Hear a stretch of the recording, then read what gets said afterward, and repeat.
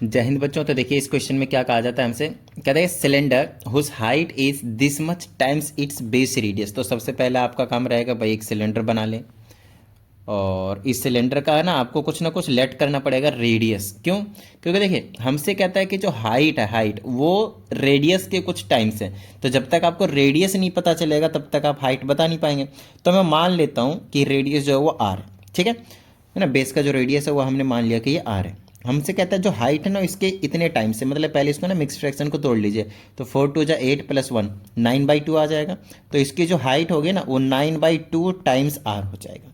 आई ना बात समझ में?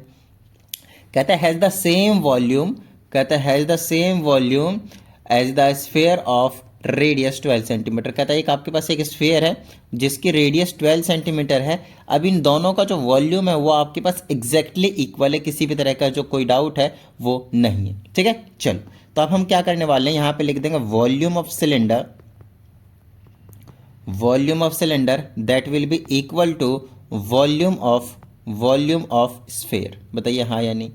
बिल्कुल सही बात है सर, हाँ सर। चलो भाई, तो वॉल्यूम ऑफ सिलेंडर का फॉर्मूला होता है πr²h, राइट।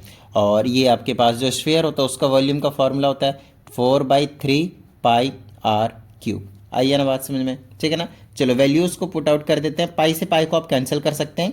रेडियस तो हमें पता ही नहीं है, यही तो हमें निकालना है। Radius of the cylinder, we have to find the radius of the cylinder, ठीक है ना। Calculate the radius of the cylinder जिसे हमने आर माना हुआ है। हाइट इसकी कितनी है 9/2 टाइम्स आर, ठीक है।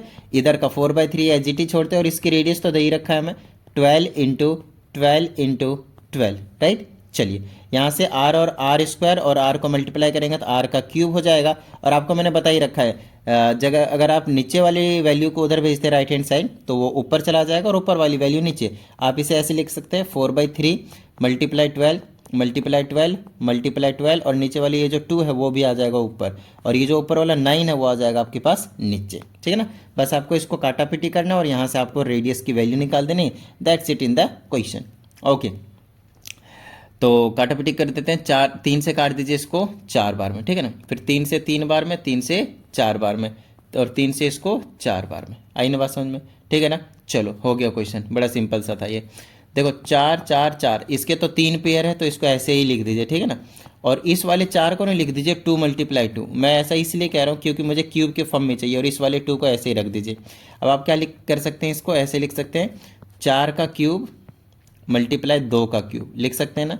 जानबूझ के मैं रख रहा हूँ पावर क्यूब के फॉर्म में, क्योंकि लेफ्ट हैंड साइड में ना वेरिएबल का पावर आपके पास क्यूब के फॉर्म में है। इसको आप ऐसे लिख सकते हैं 4 × 2 और पूरे का पावर क्यूब। आई ना बात समझ में?